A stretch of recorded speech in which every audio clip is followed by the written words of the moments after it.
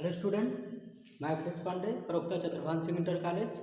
हम एक बार फिर से आपका स्वागत करते हैं और हम लोग जैसा कि रिलेशन एंड फंक्शन चैप्टर पढ़ रहे हैं और आज हम पढ़ेंगे तुल्यता संबंध, इक्विवेलेंस रिलेशन। तुल्यता संबंध, इक्विवेलेंस रिलेशन। इसके पहले हमने कई वीडियो में बहुत कुछ पढ़ा और आज हम पढ़ेंगे इक्विवेलेंस रिलेशन। तो देखते हैं क्या होता है तुल्यता संबंध। वह संबंध जो स्वतुल्य हो मतलब रिफ्लेक्सिव हो, सममित हो मतलब सिमेट्रिक भी हो और संक्रमक हो मतलब ट्रांजिटिव हो। मतलब वह संबंध जो रिफ्लेक्सिव हो, सिमेट्रिक हो और ट्रांजिटिव हो। मतलब क्या है? स्वतुल्य हो, सममित हो और संक्रमक हो। मतलब जो संबंध में जो तीनों हो, ऐसा संबंध जो तीनों के लिए लागू होता है। किसके लिए? स्वतुल्य भी हो और सममित भी हो और संक्रमक भी हो। तो वह जो संबंध होता है वह तुल्यता संबंध कहलाता है। डेफिनेशन लिखा हुआ है ना। तो किसी समुच्चय ए पर परिभाषित संबंध आर ऐसा हो कि, जानते हो है ना, अगर X R Y for every X belong to A सत्य हो जाए तो ये क्या होगा? ये स्वतुल्य होगा ना, रिफ्लेक्सिव होगा। अगर X R Y implies then Y R X for every X Y belong to A सत्य हो तो यह क्या होगा? सिमेट्रिक होगा, है ना। उसके बाद यदि एक्स आर वाई और Y R Z give X R Z, है ना, for every X Y Z belong to A, अगर ये सत्य हो जाए तो ये क्या होगा? ट्रांजिटिव होगा, है ना। ये क्या होगा? ट्रांजिटिव होगा। जो संबंध रिफ्लेक्सिव भी होता है, सिमेट्रिक भी होता है, ट्रांजिटिव भी होता है, वह संबंध तुल्यता संबंध, इक्विवेलेंस रिलेशन कहलाता है। ठीक है, डिफिनेशन लिखा हुआ है। और ये जानते हो ये किसके लिए अप्लाई किया जाता था? रिफ्लेक्सिव के लिए। ये किसके लिए? सिमेट्रिक के लिए। ये किसके लिए? ट्रांजिटिव के लिए। तो जो तीनों यानी कि रिफ्लेक्सिव, सिमेट्रिक एंड ट्रांजिटिव तीनों हो तो वो क्या होता है? इक्विवेलेंस रिलेशन होता है। ठीक है, हम लोग जानते हैं अगर ये तीनों अप्लाई हो गया तो आर जो है वो क्या है? तुल्यता संबंध है। ठीक, अब देखो कुछ संबंध जैसे बराबर है, समांतर है, समरूप है आदि, ये सभी क्या होते हैं? तुल्यता संबंध होते हैं। और भी होते हैं, जितना याद आया लिख दिए। ठीक है, और भी होते हैं, ढूंढना, बताना, कमेंट करना। ठीक है, तो देख लेते हैं। यदि संबंध आर क्या हो? बराबर है तो क्या हो सकता है? तो क्या X R X for every X belong to A सत्य है? सामने वही चीज लिखे हैं, याद है ना, चाहे ऐसे चाहे ऐसे। तो अगर X X belong to R हो जाए for every X belong to A तो वह क्या होता है? रिफ्लेक्सिव होता है। वही लिखा हुआ है। अगर ये सत्य हो जाए तो क्या है? रिफ्लेक्सिव है। X R Y implies then Y R X for every X Y belong to A, अगर ये सत्य हो जाता है, सत्य है, तो ये क्या है? सिमेट्रिक है। ये क्या है? एक्स आर वाई और Y R Z implies then X R Z for every X Y Z belong to A, तो ये क्या होगा? ये भी ट्रांजिटिव हो जाएगा। अब अगर तीनों हो गया तो वह क्या होगा? इक्विवेलेंस होगा। ठीक है, यहाँ पे वही लिखा हुआ है। अब देखो यहाँ अगर नॉट बिलोंग टू हो जाता तो क्या हो जाता? यह सिमेट्रिक नहीं रह जाता। अगर ये नॉट बिलोंग टू हो जाता तो ये सिमेट्रिक नहीं रह जाता। अगर ये सिमेट्रिक नहीं रह गया है, अगर ये सिमेट्रिक नहीं है, मान लिया क्या है? रिफ्लेक्सिव है एंड ट्रांजिटिव है ना, बट नॉट क्या? सिमेट्रिक। अगर ऐसा है तो वह इक्विवेलेंस नहीं होगा। मतलब हमेशा ये तीनों होना चाहिए, यानी कि क्या होना चाहिए? सिमेट्रिक होना चाहिए, रिफ्लेक्सिव होना चाहिए और ट्रांजिटिव होना चाहिए। जो तीनों, जिसमें तीनों संबंध हो तो क्या होगा? वही होगा equivalence relation. Pause video and note down then example. तो चलिए एग्जाम्पल देखते हैं। जो एग्जाम्पल हमेशा देखे थे वही एग्जाम्पल फिर से देखते हैं। और एक चीज़ बताना है, पिछले वीडियो में हमने जगह 4,4 लिखा था, कुछ लोगों ने बताया भाई कि वो गलत है। तो वास्तव में वो गलत ही है, क्योंकि वहाँ हमने ध्यान नहीं दिया था। तो a = हम 1 2 3 लिखे थे, और जब हम बता रहे थे, शायद रिफ्लेक्सिव बता रहे थे, रिफ्लेक्सिव समझा रहे थे शायद, पता नहीं जो भी हो, तो उसमें हमने लिखा था 1 1 belong to R, 2 2 belong to R, है ना, ऐसे लिखे थे। तो वहाँ नीचे लिख देते 3 3, फिर डॉट डॉट लिख देते 3 बिलोंग टू आर लिखे थे, डॉट डॉट लिख देते, फिर लिखे थे 4,4 बिलोंग टू आर, है ना, 4,4 बिलोंग टू आर लिख देते, तो वहाँ 4,4 बिलोंग टू आर नहीं रहेगा, वो गलत है ना। तो जब यहाँ 4 लिख देंगे तब यह सही होगा, ठीक है। तो वहाँ पे सुधार कर लेना ध्यान से देखकर, कोई बहुत बड़ी बात नहीं है वो। और अब ये चलते हैं हम आगे एग्जाम्पल देखते हैं, वही जो हमेशा देखे थे, सब कुछ लिख दिए हैं, एकदम क्लियर है, सब लोग समझ जाते हो आसानी से और समझ भी जाओगे। देखो आगे क्या है, तुल्यता संबंध में यदि समुच्चय A = 1 2 3 हो तो A क्रॉस A क्या मिलता है, कार्तीय गुणनफल इस रूप में मिलता है, बीच में डॉट डॉट लिखे हैं, बहुत कुछ मिलता है। यदि R क्या हो, 1 1 2 2 3 3 1 2 2 1 हो, तो बताइए कि R तुल्यता संबंध है कि नहीं है। ये क्वेश्चन संबंध कि एक सेट A के लिए R इस तरह से डिफाइंड है, तो बताइए क्या ये R जो है तुल्यता संबंध है कि नहीं है। तो हल करने के लिए लिखेंगे सॉल्व और लिखेंगे कि चूंकि R = इतना इतना इतना, ठीक। अब हमें ये बताओ, चेक करेंगे पहले क्या, रिफ्लेक्सिव, फिर क्या चेक करेंगे, सिमेट्रिक, और फिर क्या चेक करेंगे, ट्रांजिटिव। ये तीनों चेक करेंगे। अगर तीनों है तो क्या होगा, तो यह तुल्यता संबंध होगा। तो चेक करते हैं। रिफ्लेक्सिव के लिए हम 1 1 को देखते हैं, तो 1 1 आल्सो रिफ्लेक्सिव है ना, हमेशा ऑलवेज रिफ्लेक्सिव।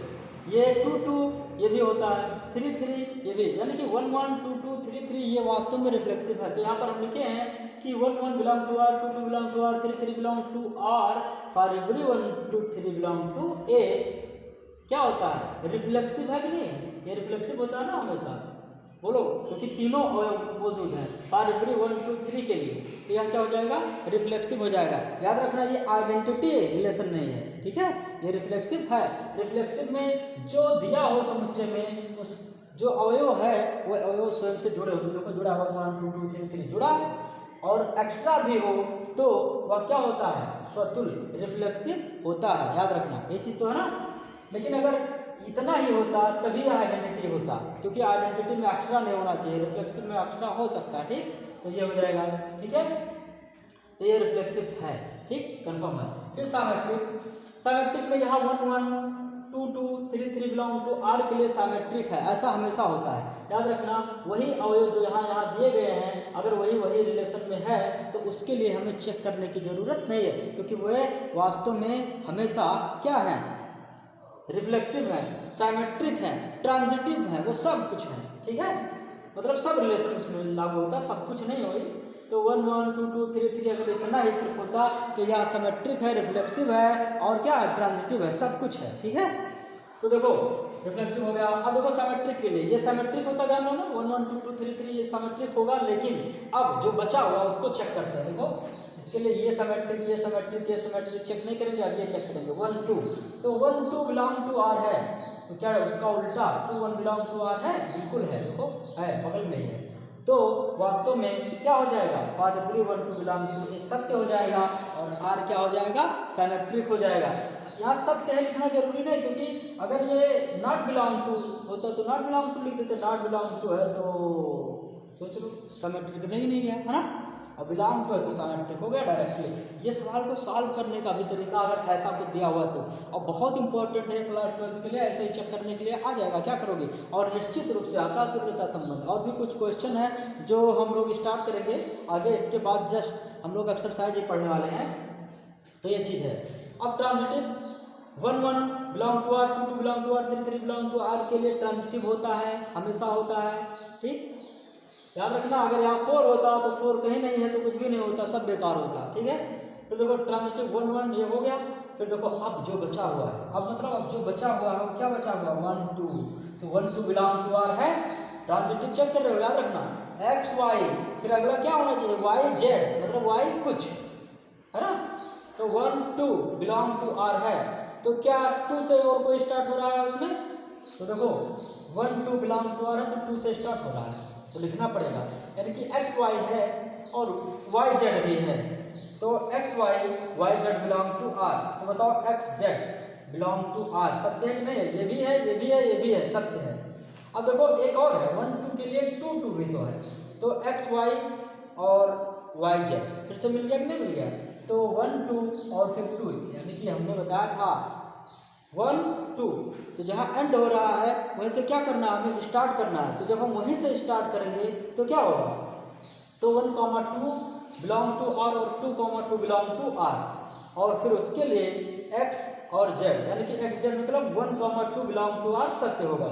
और इसलिए कैसे, जब r क्या हो, स्वतुल्य हो, सममित हो और संक्रमक हो, क्या क्या हो, स्वतुल्य हो, सममित हो और संक्रमक हो, तो r क्या होता है, r तुल्यता संबंध होता है। तो अगर r सबसे पहला पॉइंट ये था, अगर पहले के लिए r 1 1 2 2 3 3 1 2 और 2 1 के रूप में लिखा हुआ है, तो ये जो रिलेशन होता है क्या क्या होता है, सिमेट्रिक भी होता है और ट्रांजिटिव भी होता है और क्या होता है, रिफ्लेक्सिव भी होता है। और जब तीनों हो तो वह क्या होगा, वह तुल्यता संबंध होगा। पॉज वीडियो और नोट डाउन।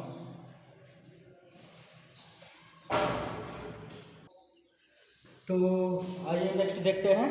इसमें जो है, जो पहले में था, पहले में हम लोगों ने देखा कि तीनों, यानी कि सिमेट्रिक था, रिफ्लेक्सिव था और ट्रांजिटिव था। अगर वो तीनों था तो वो क्या था, तुल्यता संबंध था। इसमें देखते हैं 2 है, समुच्चय ए के लिए ही यदि r कैसा हो जाए 1 1 2 2 3 3 1 2, अगर ऐसा हो तो क्या होगा। अब ऐसा है तो हम लोग जानते हैं 1 1 belong to R, 2 2 belong to R, 3 3 belong to R, for every 1 2 3 belong to R. सत्य है कि नहीं है?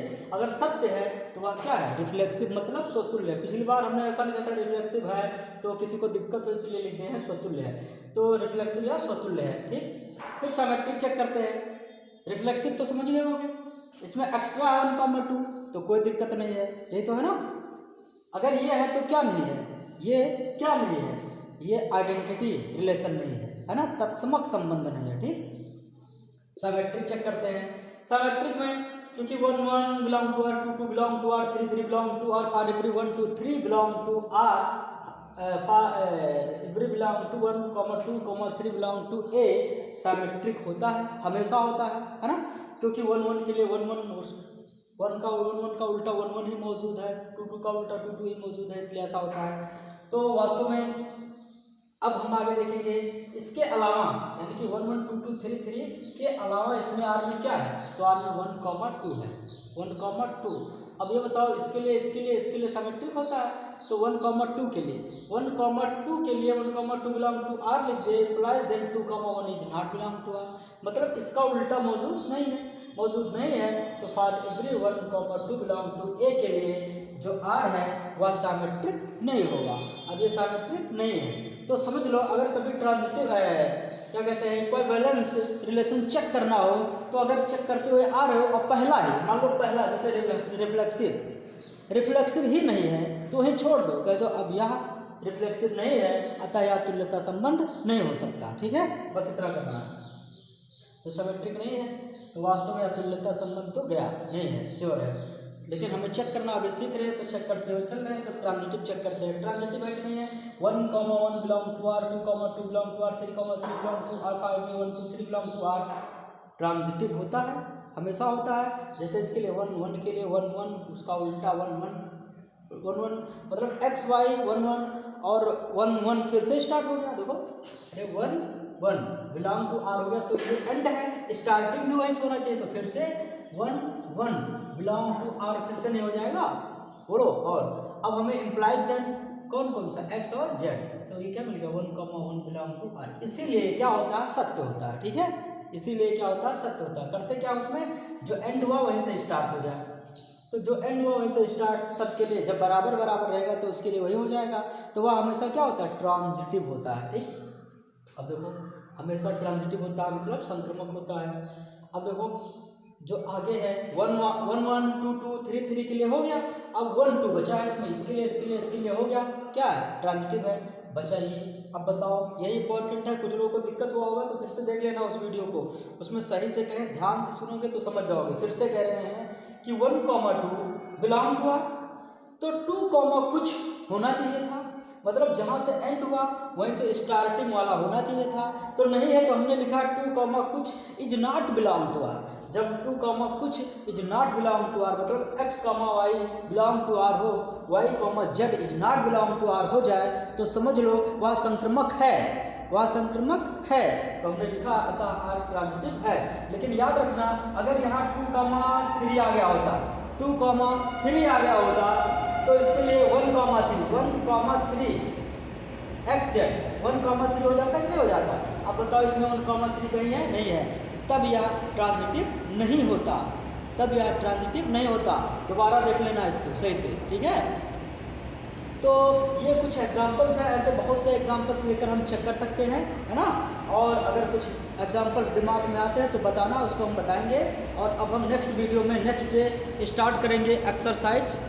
तो एक्सरसाइज जो स्टार्ट होगा, अभी इतने दिन से पढ़ते आ रहे हैं, आज तक एक्सरसाइज नहीं स्टार्ट हुआ, इसका मतलब ये साफ है कि जितना पढ़े हो डे 1, डे 2, 3, 4, 5, 6, 7, 8, 9, यानी कि यहाँ तक संक्रमक इक्विवेलेंस रिलेशन तक जो पढ़े हो अगर बढ़िया से तैयार हो गया है तो समझ लो एक्सरसाइज तभी कर पाओगे। इसलिए ध्यान से एक बार फिर से उसको कवर कर लेना। एक कॉपी बनाओ, नोट करो, एक एक पॉइंट को नोट करो। जो चीज़ समझ में नहीं आए कमेंट करो, हम बताएंगे, सुलझाएंगे उसको, कैसे बताएंगे। अगर कमेंट में बताने लायक नहीं रहेगा, पूछोगे तो उसके लिए वीडियो बना देंगे, आराम से देख के सीख लेना, ठीक है। तो हम नेक्स्ट डे मिलेंगे नेक्स्ट वीडियो के साथ। Thank you.